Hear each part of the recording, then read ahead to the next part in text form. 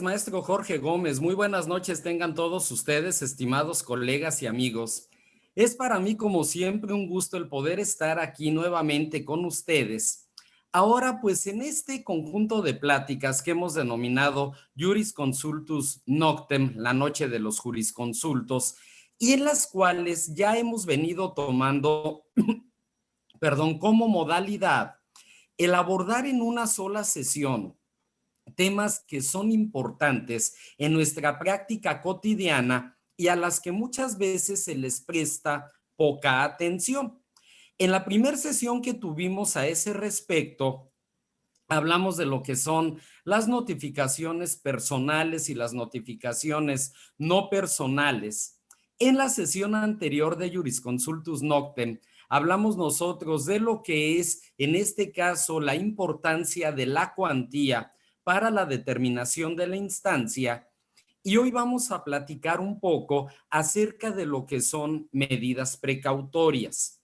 Y esto parte de lo siguiente. A lo mejor va a sonar un poco obvio lo que voy a comentar, pero es fundamental entenderlo.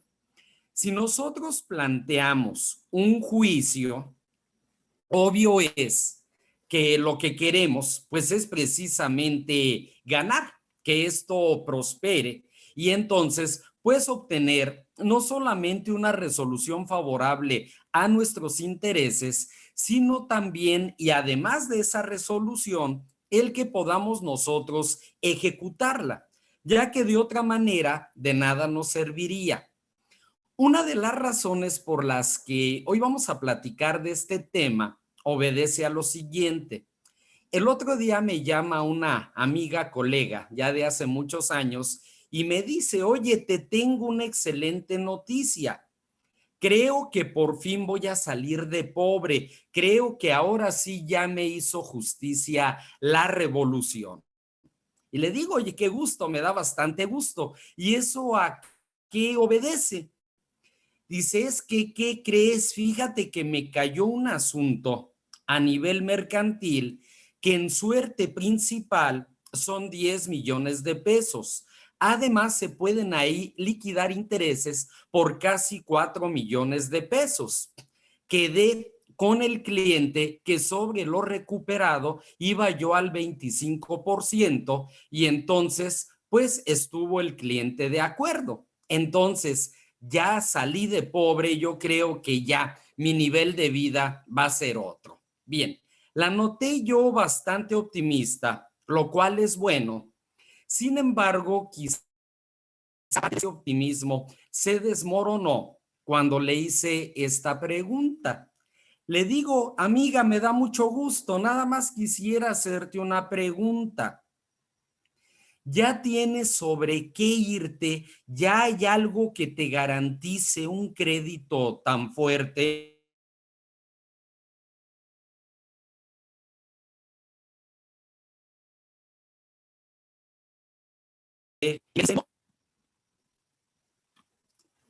A ver, creo que ahí se interrumpió un poquitito. Entonces, cuando yo le hice esta pregunta, ya tienes una garantía, ya tienes forma de materializar esa sentencia que seguramente saldrá a tu favor. Y me dice, no, no, no, eso pues ya lo voy a ver después, a ver sobre qué me voy a ir para poder garantizar un crédito tan fuerte. Entonces, pues yo le hice este comentario.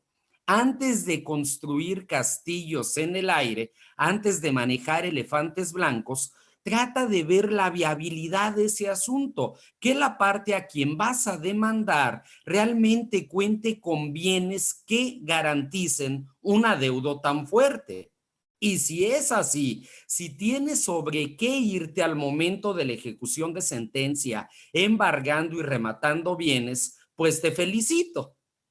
Pero hay que trabajar para construir ese camino. Entonces, a partir de ello dije, bueno, es que pocas veces atendemos a un tema como son las medidas precautorias previas a entablar una demanda y que tienen precisamente como finalidad el poder concretar, el poder hacer efectivo un derecho. Las vamos a abordar nosotros a nivel civil y de manera paralela también a nivel mercantil y a nivel civil en las legislaciones de las entidades federativas. Propiamente debo de decir que el capítulo de medidas precautorias contenido en el Código de Procedimientos Civiles para la Ciudad de México y sus correlativos en el Código de Comercio en materia mercantil son muy similares. Por eso es que lo voy a comentar de manera paralela, aun cuando se trata, obvio es, de dos materias distintas. ¿Qué va a ser entonces? ¿En qué van a consistir estas medidas precautorias o de qué o por qué surgen? Bien, tenemos aquí lo siguiente.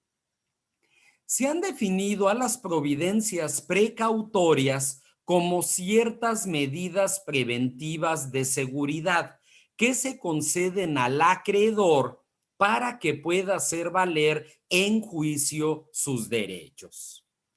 A favor del acreedor para que éste haga valer en juicio sus derechos. Estas representan cierto interés práctico para el litigante, pues como se verá de forma más detallada, las mismas no solo pueden consistir en el arraigo de personas, sino también dan lugar al embargo o secuestro de bienes. 3 puntos en concreto: el arraigo de personas, el embargo de bienes, el secuestro de bienes. Comentando primeramente respecto del arraigo, que no es como lo entendemos en materia penal. Ahorita vamos a abordar detenidamente cómo se puede dar el arraigo, tanto en materia civil como en materia mercantil, respecto de aquella persona a la cual se le pide, a la cual se le ordena, no se ausente del lugar donde se llevará a cabo un juicio posterior. Bien. Aquí entonces, antes de analizar estos fundamentos que prevén estas medidas precautorias, debemos señalar, y esto ya lo había comentado, que de manera análoga se contemplan tanto en el Código de Comercio, es decir, en materia mercantil, como en los códigos de procedimientos civiles, tanto el Código Federal como los distintos de las entidades federativas, por lo que debemos atender a lo señalado por los artículos 235 y 236 del Código de Procedimientos Civiles para la Ciudad de México y sus correlativos en los distintos códigos procesales de los estados. Previo, en este caso, a lo que va a ser, ¿cómo se llama? Esta demanda que vamos a comentar ahorita, o también durante la secuencia procesal. Ahorita lo vamos a comentar esto detenidamente, vamos a ver estos fundamentos. Comentaba, esto se contiene en la parte previa a lo que son los requisitos de la demanda en los códigos procesales civiles. Bien. Tenemos entonces esto, el artículo 235 del Código Procesal Civil para la Ciudad de México y sus correlativos en las entidades federativas. Bien, las providencias precautorias podrán dictarse, primero, cuando hubiere temor fundado de que se ausente u oculte la persona contra quien deba entablarse o se haya entablado una demanda. A ver, aquí entendemos dos momentos y respondemos también a una pregunta que se hacía en el chat. Una medida precautoria puede ser previa a la demanda o puede ser ya con demanda presentada, admitida ya dentro de la secuela procesal de un juicio. Bien, aquí este primer supuesto, cuando hubiere temor fundado de que la persona se ausente o se oculte, esa persona contra quien haya de entablarse una demanda o bien ya se haya entablado esta demanda.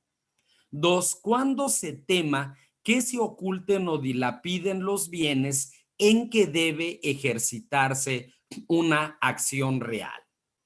La siguiente, cuando la acción sea personal, siempre que el deudor no tuviere otros bienes que aquellos en que se ha de practicar la diligencia y se tema que los oculte o los enajene. Varios comentarios aquí, estimados amigos. Bien, ahorita que comenté nuestras anteriores sesiones de Jurisconsultus Noctem, que fueron notificaciones personales y no personales, la fijación de la cuantía para determinación de la instancia, me faltó también comentar cuando tocamos el tema del registro público de la propiedad. Hoy es nuestra cuarta sesión ya. Bien, y ahorita les digo por qué recuerdo esto. Veamos aquí, por ejemplo, lo que se señala, ya sea en la fracción segunda o en la fracción tercera. Segunda, cuando se tema que se oculten o dilapiden los bienes sobre los que debe ejercitarse una acción real. A lo mejor yo pretendo llevar a cabo la acción reivindicatoria respecto de un bien que es de mi propiedad y esta persona que viene ocupando indebidamente este bien, sin más ni más puso un letrero afuera del bien que dice se vende. Bien, ¿cómo lo va a llevar a cabo? El bien es de mi propiedad.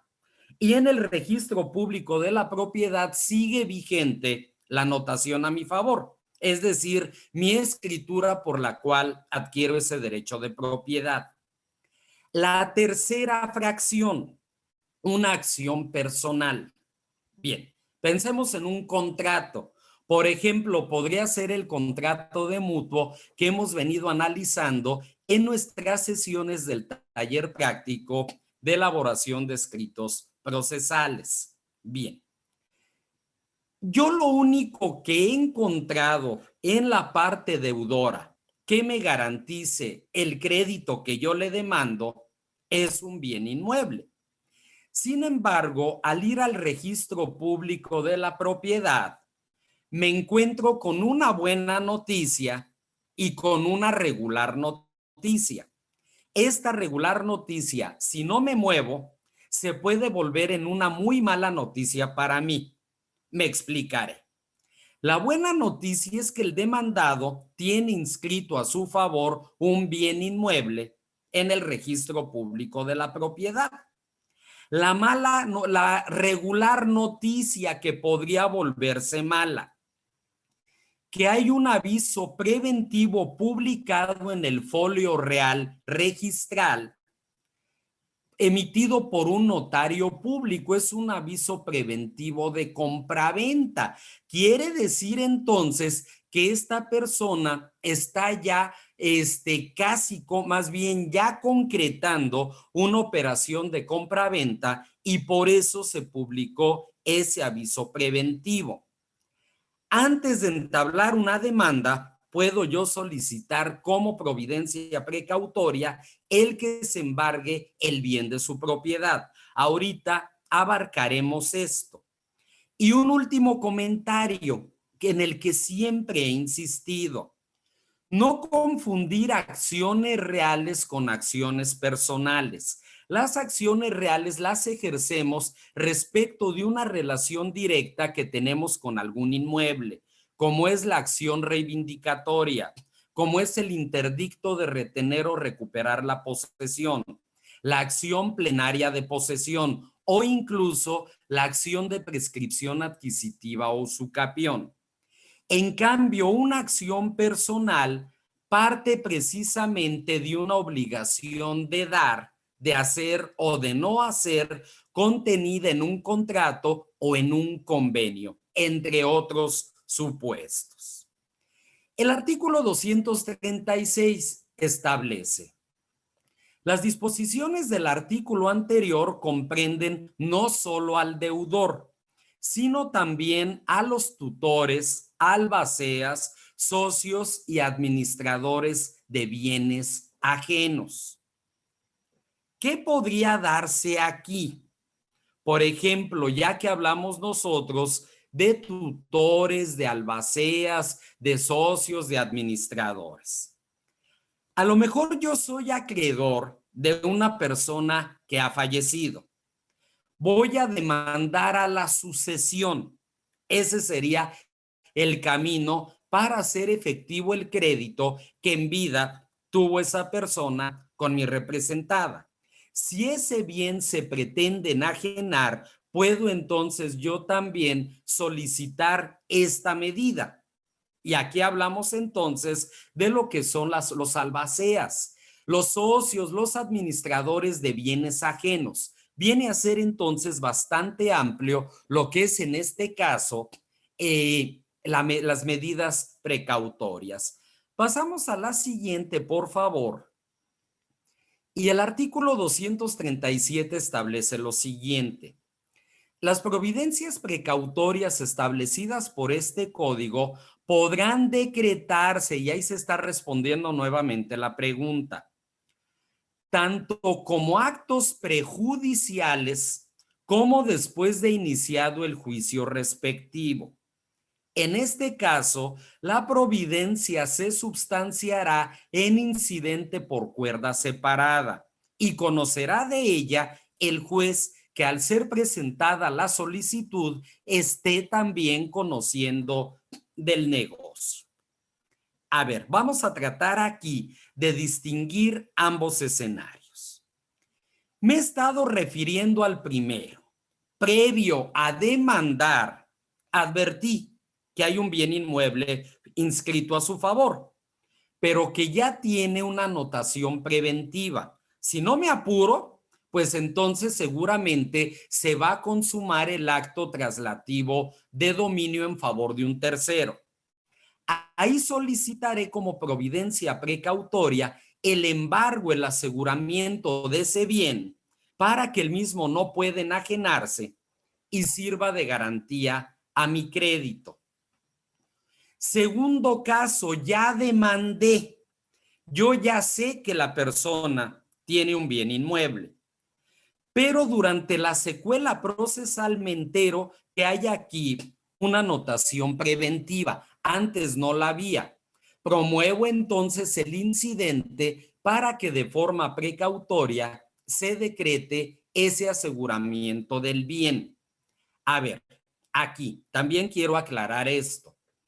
Si nosotros estuviéramos demandando en vía ejecutiva mercantil, en vía ejecutiva civil, que también existe, y ya tendremos un conjunto de sesiones para hablar de la poco comentada vía ejecutiva civil, tanto en la ejecutiva mercantil como en la ejecutiva civil, el juez al admitir la demanda dicta auto de ejecución con efectos de mandamiento en forma. Pero si yo, por ejemplo, demando el cumplimiento de un contrato o bien ejerzo una acción real, podrá haber embargo o secuestro de bienes hasta después de que haya sentencia definitiva y que ésta haya causado ejecutoria, ya que un contrato, un convenio no despacha ejecución inmediata, o bien el caso de una acción real. Ahí es entonces cuando yo hago esa solicitud, como providencia precautoria o bien ya en vía incidental dentro de lo que va a ser el juicio. Bien, pasamos a la siguiente, por favor. Y el artículo 238 establece: no pueden dictarse otras providencias precautorias que las establecidas en este código y que exclusivamente consistirán en el arraigo de la persona, en el caso de la fracción primera del artículo 235, y en el secuestro de bienes en los casos de las fracciones 2 y 3 del mismo artículo, el cual ya hemos nosotros comentado. Hablemos de lo que es el arraigo de personas. Bien, para entender esto en su contexto real. Bien, antes de ello, el artículo 239. El que pida la providencia precautoria deberá acreditar el derecho que tiene para gestionar y la necesidad de la medida que solicita. La prueba puede consistir en documento o en testigos idóneos que serán por lo menos 3. Retomo mis ejemplos. Quiero ejercer la acción reivindicatoria en contra de esta persona que se metió a mi casa y que está promoviendo la casa en venta. Bien, ahí pues con testigos, porque la casa sigue inscrita en el registro a mi nombre. En el otro caso, esta persona que a la que le quiero embargar la casa porque me enteré que ya hay un aviso preventivo de compra-venta publicado en el registro público de la propiedad. Ahí yo puedo solicitar un certificado de gravámenes del registro y ese sería mi documento para acreditar que esta persona pretende enajenar el bien sobre el cual pues yo pretendo que se constituya una garantía para la recuperación de mi crédito. Por eso es que se habla de cualquiera de estas pruebas, documental o el testimonio de al menos 3 personas. Ahora sí entramos al arraigo y de conformidad con el artículo 240, si el arraigo de una persona para que conteste en juicio se pide al tiempo de entablar la demanda, bastará la petición del actor y el otorgamiento de una fianza que responda de los daños y perjuicios que se causen al demandado, cuyo monto discrecionalmente fijará el juez, para que se haga al demandado la correspondiente notificación, es decir, el emplazamiento. En este caso, y ahí viene la precisión de lo que es el arraigo en sentido civil y mercantil, en este caso la providencia se reducirá a prevenir al demandado para que no se ausente del lugar del juicio, sin dejar representante legítimo suficientemente instruido y expensado para responder a las resultas del juicio. No es un arraigo en el sentido penal, que sabemos que también pues ha sido ya una parte muy controvertida en los últimos años en la materia penal. Pido que no se ausente del lugar del juicio y si lo hace, que entonces deje representante legítimo suficientemente instruido y expensado para responder a las resultas del juicio.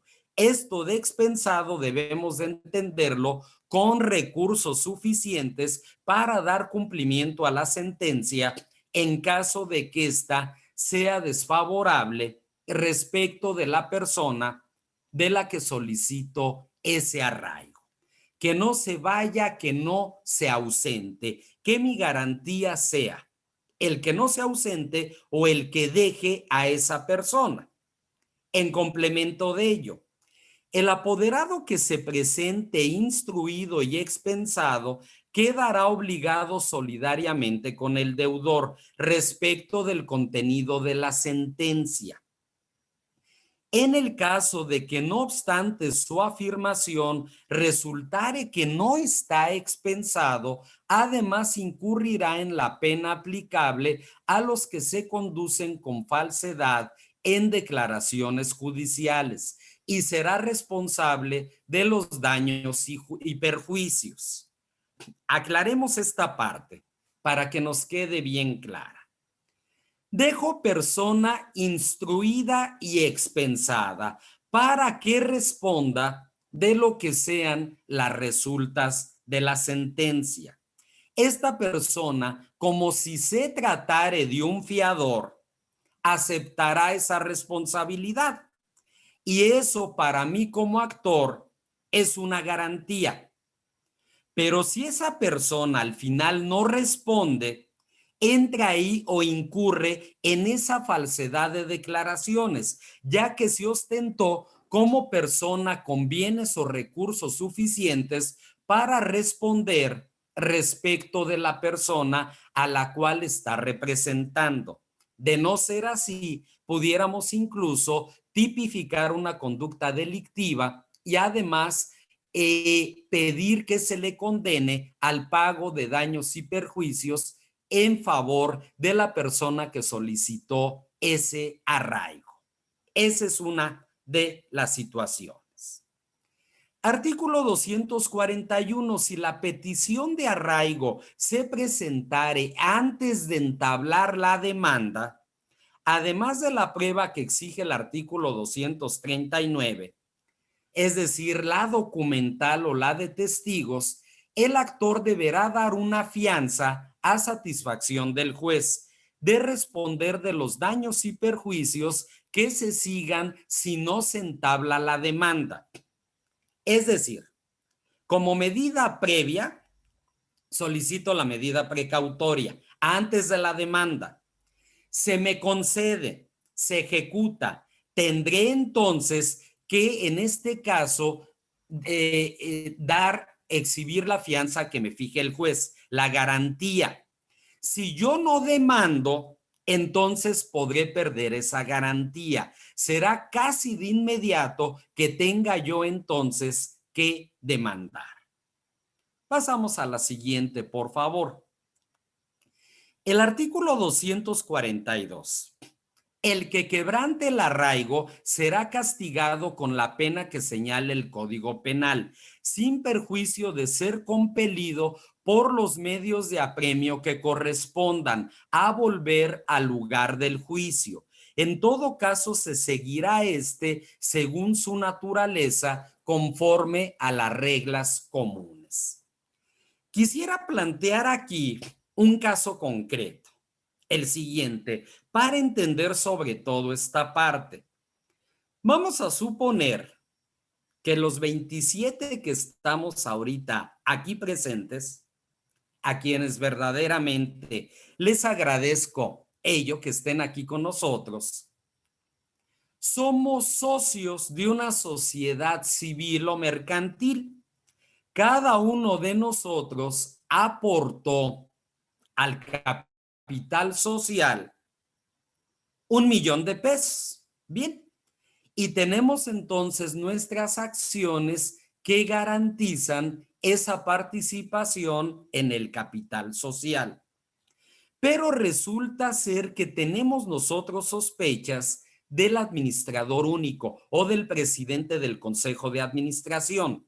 No nos ha rendido cuentas en los últimos 3 ejercicios sociales, es decir, por los últimos 3 años.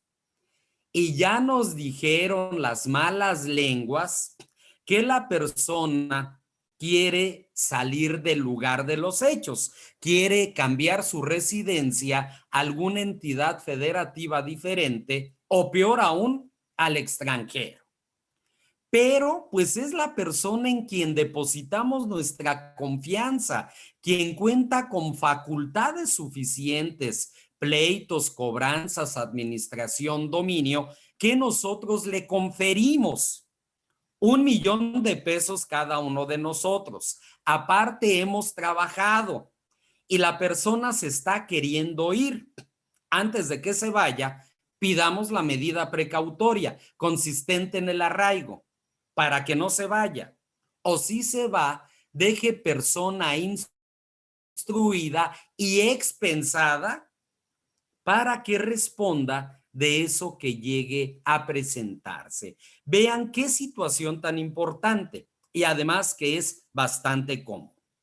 Bien, eso por lo que hace al arraigo de personas. Espero que sobre todo este último ejemplo nos permite entender la razón de ser de ello.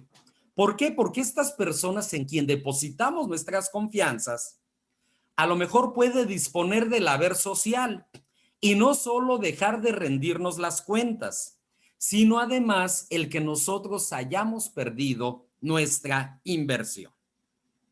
El secuestro de bienes. Artículo 243.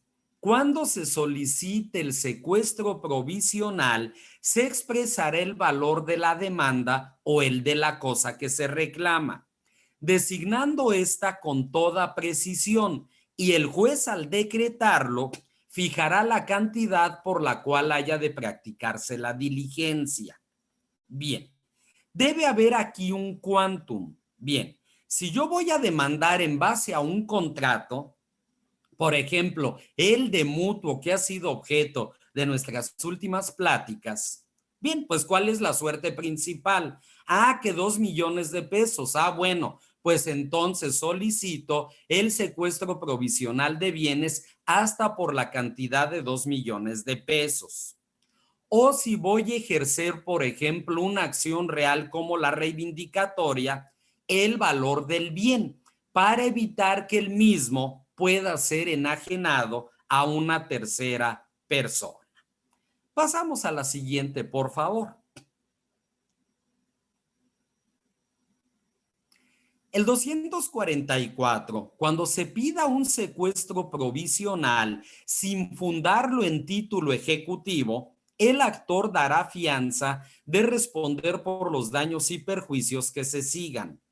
Ya porque se revoque la providencia, ya porque entablada la demanda, se ha absuelto el reo. Aquí si solicitamos esta providencia precautoria consistente en el secuestro provisional de bienes, es porque, aún sin tener título ejecutivo, contamos nosotros con documento bastante y suficiente para obtener una sentencia favorable. Si estamos ante derechos dudosos, controvertidos, que no tengan esa certeza, corremos el riesgo que aquí se señala, que se pierda la fianza, ya sea porque se revoque la providencia precautoria o por no obtener una sentencia favorable en su momento oportuno. Fíjense qué curioso, nada más les dije, tenemos todos una sociedad donde cada uno aportó 1 millón de pesos y hasta se salieron algunos aquí del chat. Bueno, pasamos a la siguiente, de favor. El caso era ficticio, nada más, ¿no? Bien. Artículo 245. Si el demandado consigna el valor u objeto reclamado, si da fianza bastante a juicio del juez o prueba tener bienes raíces suficientes para responder del éxito de la demanda, no se llevará a cabo la providencia precautoria o se levantará la que se hubiere dictado. Yo quiero que se secuestre ese bien inmueble. La persona me debe 2 millones de pesos y en el registro público de la propiedad del estado de Veracruz le encontré un bien. La persona, sin embargo, dice, señalo otro bien en garantía. Este bien se ubica en el estado de Chiapas, ya que necesito vender el del estado de Veracruz. Aquí está el de Chiapas. No tengo inconveniente en que se afecte en garantía. O aquí está la fianza correspondiente. ¿Para qué? Para que en este caso pueda disponer de ese bien, pero previo al haber dejado esta garantía que estamos comentando. Este también es entonces una posibilidad que pudiéramos encontrar. El artículo 246. Ni para recibir los informes, ni para dictar una providencia precautoria, se citará a la persona contra quien ésta se pida. Oye, ¿y que esto no es conculcatorio de derechos fundamentales? ¿No podría dar lugar a un amparo? Desde luego que siempre tenemos expedita la vía del amparo, pero es de carácter precautorio para asegurar el derecho de la parte acreedora. No olvidemos que esta parte acreedora, para que se le conceda la providencia, deberá de exhibir garantía o fianza suficiente que haya determinado el juez. Por eso es que no se conculcan sus derechos fundamentales. El 247. De toda providencia precautoria queda responsable el que la pida. Por consiguiente, son de su cargo los daños y perjuicios que se causen. Bien, está ahí perfectamente claro. A ver, ¿qué sucede si, por ejemplo, nosotros celebramos un contrato? Se me ocurre, por ejemplo, uno de arrendamiento financiero de vehículos. Lo celebra una arrendadora financiera con un particular. Bien, y se eleva escritura pública. Pues ahí no tenemos inconveniente como actores a pedir esa medida precautoria, pues ya que es un contrato que fue pasado ante la fe de un notario público. Por eso no hay tanto riesgo de estos daños o perjuicios que pudieran ocasionarse. El artículo 248. En la ejecución de las providencias precautorias no se admitirá excepción alguna. Insisto, no se conculcan derechos fundamentales, hay garantía de por medio. Por eso es que no se presenta esta afectación a derechos fundamentales. Artículo 249. El aseguramiento de bienes decretado por providencia precautoria y la consignación a que se refiere el artículo 258 se rigen por lo dispuesto en las reglas generales del secuestro, formándose la sección de ejecución que se previene en los juicios ejecutivos. El ejecutor y el depositario serán nombrados por el juez. Esa sección de ejecución es aquella que se forma una vez que hay sentencia ejecutoriada y que se procede ya a solicitar lo que sería el remate de los bienes, el embargo y el remate de bienes. Aquí habrá entonces interventor, habrá depositario. ¿Por qué interventor? Precisamente porque hay esa providencia precautoria. El artículo 250, y aquí tenemos que tener todo muy bien preparado.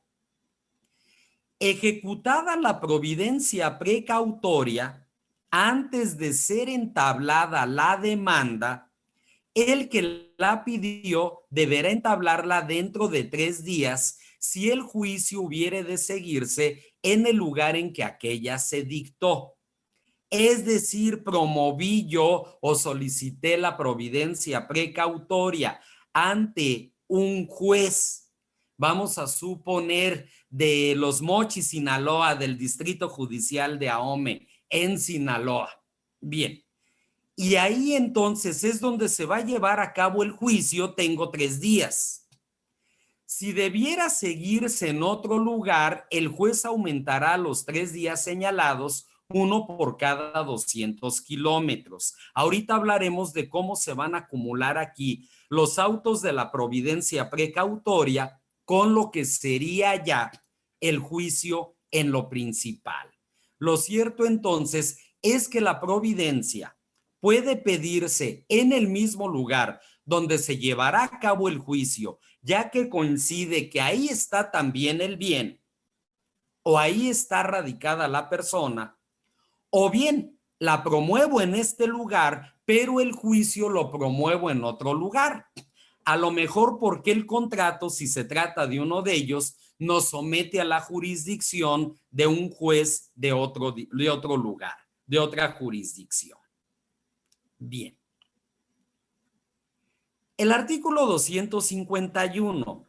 Si el actor no cumple con lo dispuesto en el artículo que precede, la providencia precautoria se revocará luego que lo pide el demandado.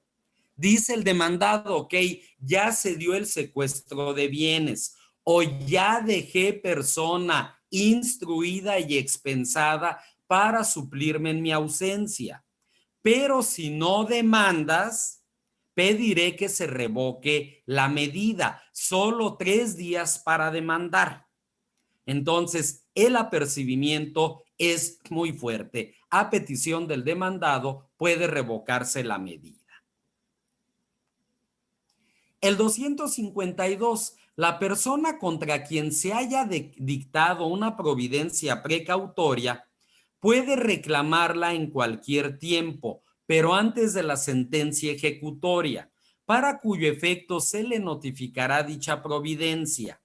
En caso de no haberse ejecutado con su persona o con su representante legítimo, la reclamación se substanciará en forma incidental.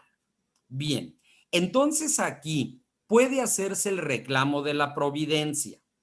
Esto será en forma incidental. Comentario al margen. Mañana que volvemos a tener nuestra sesión de la técnica para elaboración de escritos, mañana hablaremos de lo que son los diversos incidentes y tendremos varios escritos por los que se hace valer un incidente. Bien, entonces aquí puede presentarse esa reclamación, como se está comentando. El siguiente es el artículo 253. Igualmente puede reclamar la providencia precautoria un tercero cuando sus bienes hayan sido objeto del secuestro. Esta reclamación se ventilará en la forma y términos del juicio correspondiente. El juicio correspondiente es muy claro. Si esto lo reclama un tercero al cual se le afectaron sus bienes, pues obviamente podemos hablar aquí nosotros de una tercería excluyente de dominio cuando se embargó, se secuestró un bien de mi propiedad y yo no soy parte en esa relación que dará lugar a una futura demanda. Ahí también entonces podré hacer yo ese reclamo que aquí se está señalando. El 254, cuando la providencia precautoria se dicte por un juez que no sea el que deba conocer del negocio principal, una vez ejecutada y resuelta la reclamación, si se hubiere formulado, como lo acabamos de comentar anteriormente, se remitirán al juez competente las actuaciones, que en todo caso se unirán al expediente, para que en él obren los efectos que correspondan conforme a derecho. Se dará esa acumulación de expedientes que estamos comentando, tanto la de la diligencia o providencia precautoria, que fue previa a la demanda, como lo que va a ser el expediente donde se va a tramitar el juicio, para que todo se dé en una sola pieza de autos y al final entonces no tenga el juez del conocimiento problema para dictar su sentencia. Pues bien, ya de manera sintética, vamos a señalar los siguientes aspectos que debe tomar en cuenta, que debe analizar el juez que conozca de estas providencias precautorias. Primeramente, el monto de lo que se reclame. ¿Por qué? Porque respecto de ese monto se fijará o se ordenará ejecución. Por eso es importante el monto de lo que se reclame. Segundo, el origen o causa subyacente del documento base de la acción o el derecho que se reclama, que puede ser un derecho real o personal, de una deuda líquida y exigible, de una obligación sustentada en ley, estatutos, reglamentos, etcétera. Aquí vienen varios aspectos prácticos a los cuales me gustaría referirme. Bien, ese origen o causa subyacente del documento base de la acción o del derecho que se reclama. Primer caso, derecho real. Esta persona que está ocupando mi casa puso un letrero que dice se vende. Yo sé que cualquiera de ustedes, amigos, podría decirme, oye, pero ¿de qué te preocupas? Tú tienes la escritura y está inscrita en el registro público de la propiedad. Sí, pero esa persona que compre va a ser un adquirente de buena fe. Lo voy a acabar sacando, pero será más complicado. Una acción personal, el contrato de mutuo donde se reclaman 2 millones de pesos. Es una obligación personal y hay una deuda líquida y exigible, el monto de lo que se le prestó.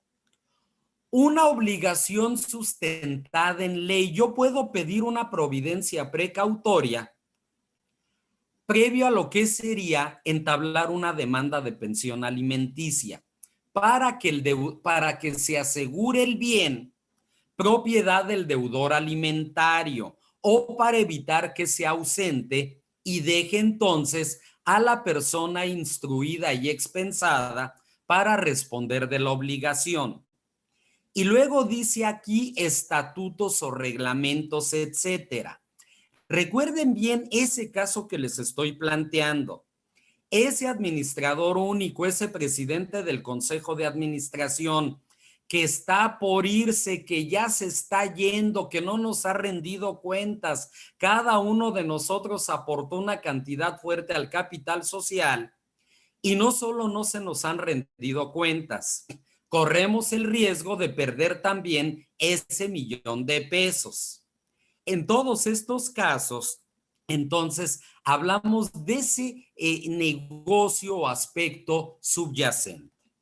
Tercero, la legitimidad de la exigencia, es decir, el que pida la providencia deberá acreditar el derecho con el que comparece y además tiene la necesidad de que se decrete porque se actualizan los supuestos del numeral 235 de la Ley Procesal Civil. Es decir, aquí solicito el arraigo de la persona o el secuestro de bienes porque la persona pretende cambiar de lugar de residencia, pretende enajenar un bien de su propiedad y por lo tanto entonces tengo que acreditar esa legitimación. ¿Con qué me legitimo? Con el contrato. Si se pide, por ejemplo, el secuestro de bienes o el arraigo.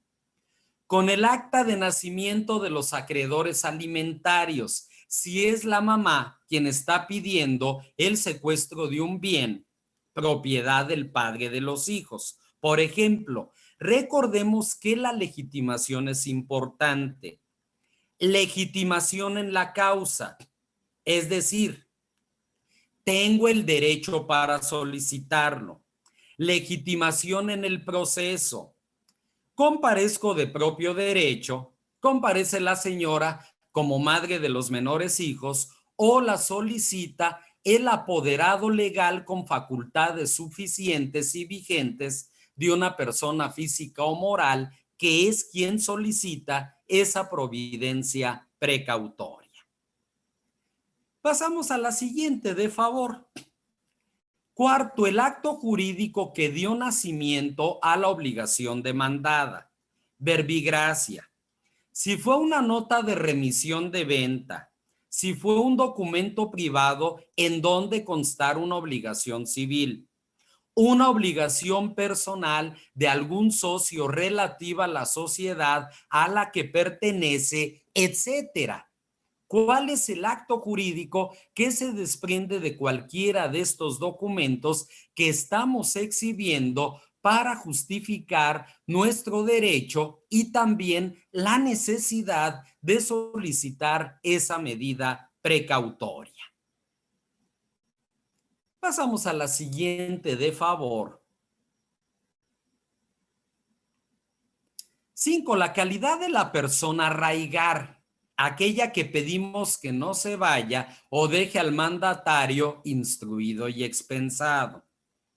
La calidad de la persona arraigar, su nivel cultural, social, económico, pues de acuerdo a los datos que se proporcionen al respecto, se advertirá si el arraigo le provocaría o no algún daño o algún perjuicio. A lo mejor son aspectos muy subjetivos, sin embargo, pues también deberá de tomarse en cuenta. Bien, ¿contra quién o respecto de quién estoy yo solicitando o pidiendo ese arraigo? Pues bien, estimados amigos, yo como siempre agradezco el favor de su atención para esta plática de Jurisconsultus Noctem, esta noche de los jurisconsultos, en la cual, y como lo hemos hecho también en las sesiones anteriores, siempre es importante recordar algún jurisconsulto notable. Ya hemos hablado de Piero Calamandrei, ya hemos hablado también de Publiciano, ya hemos hablado de otros más. Hoy quisiera referirme a Marco Tulio Cicerón, ese autor de lo que fueron sus Filípicas, sus Catilinarias. El caso de Cicerón es notable. ¿Por qué? Porque la fuerza de su oratoria, la veracidad, la legitimidad de su discurso hizo derrocar a un dictador romano, en este caso Lucio Catilina. Por eso es que a su obra, una de sus obras, se le conoce como las Catilinarias. Bien, vemos aquí lo que es la fuerza también del discurso.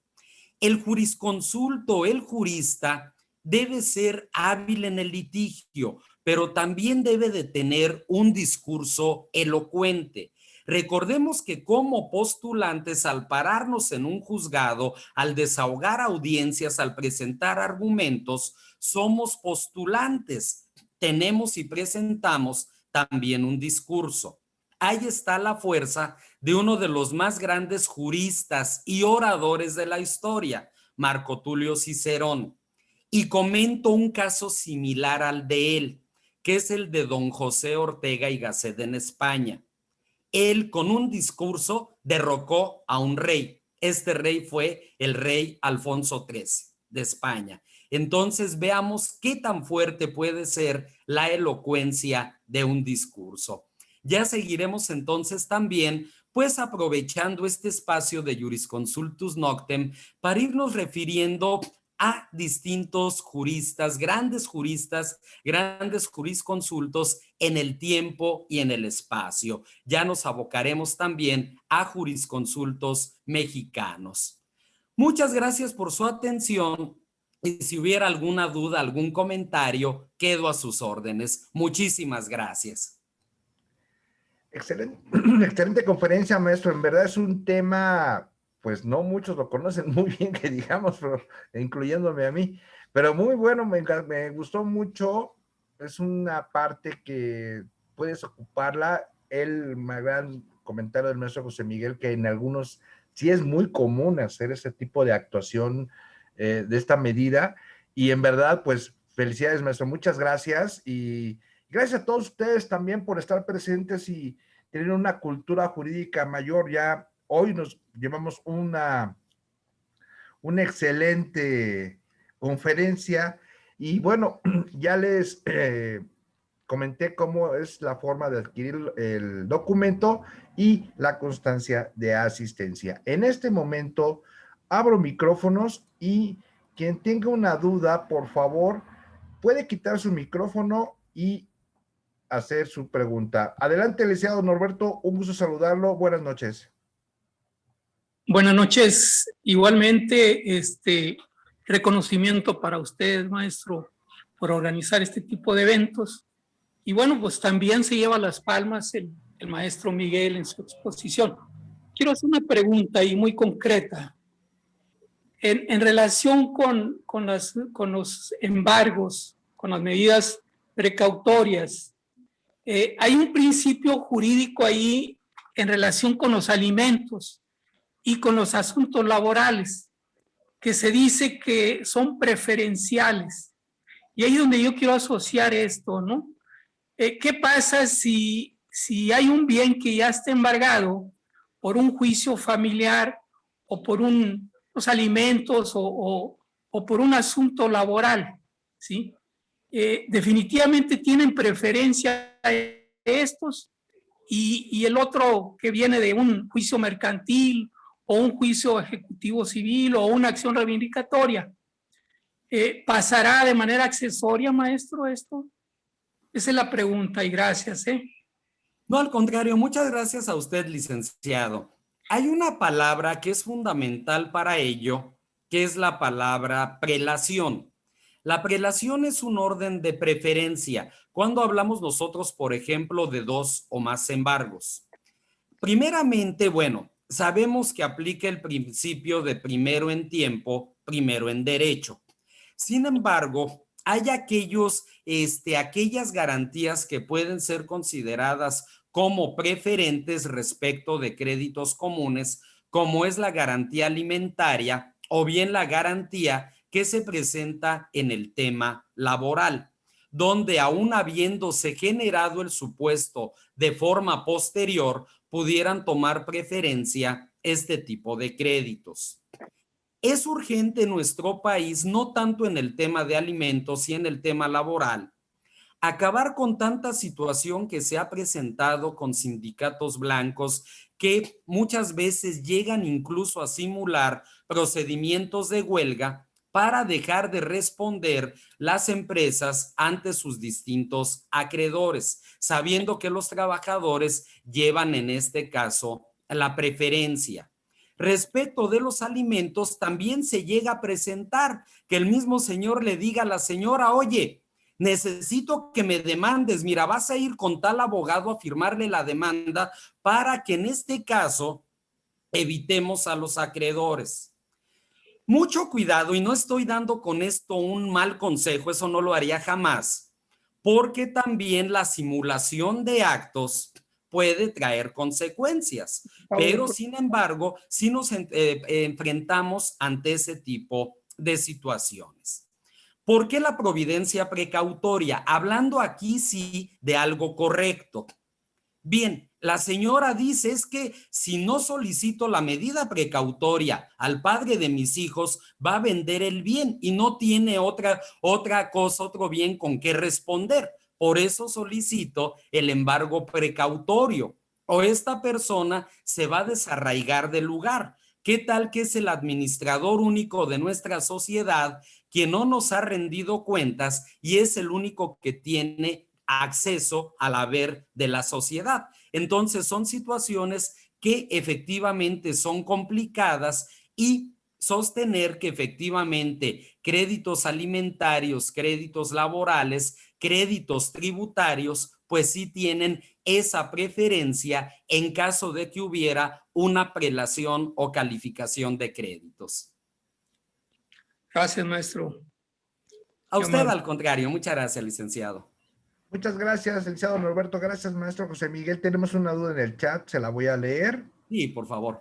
En la lámina 24 hacía referencia a un inmueble y se ponía el ejemplo de su aseguramiento en materia de alimentos. ¿Podría explicar a más detalle el cómo sería el mismo? Bien, yo solicito la medida precautoria. Bien, voy a demandar el pago de una pensión alimenticia en la vía de controversia del orden familiar o como se denomine la vía específica en cada entidad federativa. Bien, yo la solicito para que de inmediato se ordene girar atento oficio al registro público de la propiedad para que se impida cualquier acto de enajenación respecto del bien. Concedida la medida, presento ya esta demanda de controversia del orden familiar, donde se reclaman, entre otras cosas, alimentos. A lo mejor alguna cuestión de guarda y custodia también, alguna otra situación. Pero lo fuerte son, en este caso, los alimentos. Yo sé, y también ahí podría darse el caso de que me dijeran, pero es que presentando tú la demanda de alimentos, el juez de manera inmediata va a decretar en este caso una pensión alimenticia provisional. Sí, pero en este caso no estaría también por demás el solicitar esta medida precautoria, adelantándome a cualquier acción para impedir que la persona disponga de ese bien. Entonces puede ser de esa forma. O aquel deudor que me debe dinero. Ya encontré en el registro de mi gestión, de mi búsqueda en el registro público de la propiedad, un bien a su nombre. Eso es bueno. Pero ese bien ya tiene una anotación preventiva de compra-venta emitida por un notario. Pido la anotación preventiva para que se anote en el registro y se impida que ese acto de traslación de dominio se lleve a cabo. Ese sería el punto. Muchísimas gracias, maestro José Miguel. Tenemos aquí otra duda. Señaló que se debe interponer a los 3 días la demanda. ¿Es ante el mismo juzgado o la presento ante la oficialía? Bien, en este caso es ante el mismo juzgado. La voy a presentar ante el mismo juzgado porque tengo ya ese antecedente. Es el mismo supuesto que se presenta, por ejemplo, en los medios preparatorios a juicio ejecutivo mercantil o a juicio mercantil en general o a juicio ordinario civil, que se presenta ya la demanda ordinaria o ejecutiva ante el mismo juez. Aquí ya no sería, en este caso, vía oficialidad de partes común, sino sería ante el mismo juez, pero ya como nueva demanda. Muchísimas gracias, maestro José Miguel. ¿Alguien más que tenga una duda? Ya quité micrófonos, pueden quitarlo y pueden tener el uso de la voz, o si gustan pueden subir su duda al chat. No olviden a los que sean nuevos subir su correo electrónico para enviarles el link para que directamente desde su computadora, su teléfono o su tablet puedan ustedes, nada más le dan clic y automático les pone la conferencia ya el Zoom, hasta te lo instalan, creo yo sé ya tanta tecnología que hay, pero sí es mucho más rápido, mucho más sensible, y nosotros lo que enviamos es el texto. El texto ya viene ahí presentando el icono, viene hasta de color azulito cuando lo ven y le dan clic. Es la conferencia del maestro José Miguel o la conferencia de un servidor, le dan clic e inmediatamente entran a la conferencia. Últimas palabras, maestro, de esta conferencia. Muchas gracias. Al contrario, muchas gracias a todos. Yo de verdad agradezco la presencia de todos ustedes en esta nueva etapa de este grupo de trabajo con Jurisconsultus Noctem, a cargo del maestro Jorge Gómez y de un servidor, analizando estos temas de una sola sesión que, insisto, poco se abordan, pero que resultan fundamentales. Retomo el caso que comenté al inicio de la plática de la compañera colega que me manifestó su algarabía. Es que ya me voy a hacer rica, casi me dio a entender eso, y le digo, ya tienes una garantía para recuperar un crédito tan fuerte. Y hay como que el rostro se le desdibujó un poco.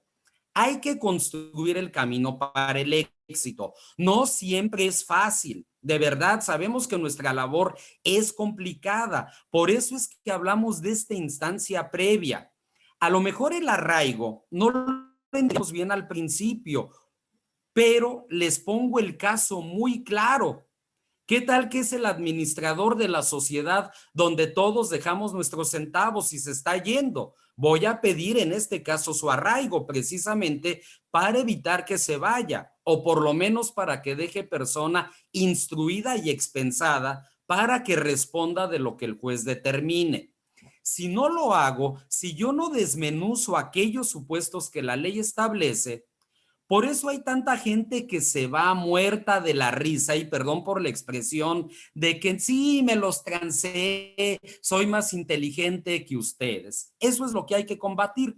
Por eso entonces hoy comentamos estos recursos, estos medios donde la ley pues nos ayuda a allanar un poco ese camino. Muchas gracias a todos nuevamente, que pasen la mejor de las noches y esperemos vernos el día de mañana. Muchísimas gracias. Muchísimas gracias. Gracias por sus comentarios también Grupo Vampiro, bueno, no subimos el link porque no sabemos si vamos a hacer este sábado. Estamos también viendo si hacemos Bohemia Youth, también estamos todavía analizando. Hoy es jueves, estamos terminando ahorita mañana el viernes con otra conferencia, pero ya les haremos de su conocimiento cuál será. Si no les llegó la semana pasada el link de Vampiro, por favor vuelvan a subir su correo porque yo envié a todos el link de la conferencia Vampiro del sábado pasado, de la simulación que hicimos. Entonces, por favor, suban otra vez su correo para que les envíe el link de la próxima conferencia Vampiro. No, como repito, no sabemos. Es muy posible que no la vaya a hacer yo el sábado. Es muy probable porque también hay unos pendientes que tengo que hacer por si abren juzgados los lunes. Entonces, ya no estamos preparando para ver el primero. Si abren, pues hay que ir a dejarlos inscritos. Si no abren, pues aguantarnos, ¿no? Pero como van las cosas, ya llevamos 2 días con más de 15,000 positivos en COVID. Yo todos los días leo la cantidad, es impresionante. No sé cuándo vayan a amanecer mañana, pero casi estoy seguro que si mañana salen con que hay otros 15,000 infectados por el COVID, yo creo que sí vamos a llegar a semáforo rojo. Entonces, llegando a semáforo rojo, adiós juzgados por lo menos unos 15 días o una semana. Ya por ahí dijeron que el Poder Judicial iba a tardarse más, pero no sé si es verdad la noticia, ya con tantas cosas que mandan en internet, en verdad hasta da pena, en serio, ya hasta de unos grupos me salí porque de plano, o sea, no coincido la ignorancia entre los abogados en materia jurídica, no lo coincido. Entonces, una disculpa por si me salí algunos, y una felicitación a todos los grupos que nos acepten. Sus felicitaciones en Facebook, en WhatsApp, por favor. Los esperamos mañana. Muchísimas gracias. ¿Alguien tiene el micrófono abierto? Él no, pero el otro sí sabe mucho. Ah, no, el otro. Entonces, muchísimas gracias. Consejo. Mañana va a haber un bombardeo de que va a haber o no juzgados el lunes. Por favor, chequen la página oficial. Ahí ese es el verdadera noticia que va a emitir el tribunal, sobre todo de la Ciudad de México, Tribunal del Estado de México, o el tribunal de su estado que corresponde. Entonces, véanlo, pero en las páginas web, no crean, sí, de verdad suben puras porquerías. Pero bueno, hay unos que se dedican a ser abogados, pero dice que es como dice el maestro, son títulos sin abogado. Muchísimas gracias, que tengan una excelente noche. Les deseo lo mejor de este grupo de trabajo. Me despido. El maestro Jorge Gómez, se despide el maestro José Miguel. Muchísimas gracias, saludos. Hoy tuvimos más cultura jurídica, como siempre. Excelente noche. Nos vemos mañana. Mañana incidentes, acuérdense, 8 de la noche. Hasta la próxima. Gracias, licenciada Samantha. Gracias, licenciada Leti. Sí, le voy a enviar a ese correo también, porque sí envié lo de Conferencia Vampiro. Licenciado Manuel, saludos. Licenciada María Elena, saludos. Licenciado Arturo, licenciado Romero, muchas gracias. Muchas gracias. Excelente noche. Doy por terminada la conferencia. Buenas noches.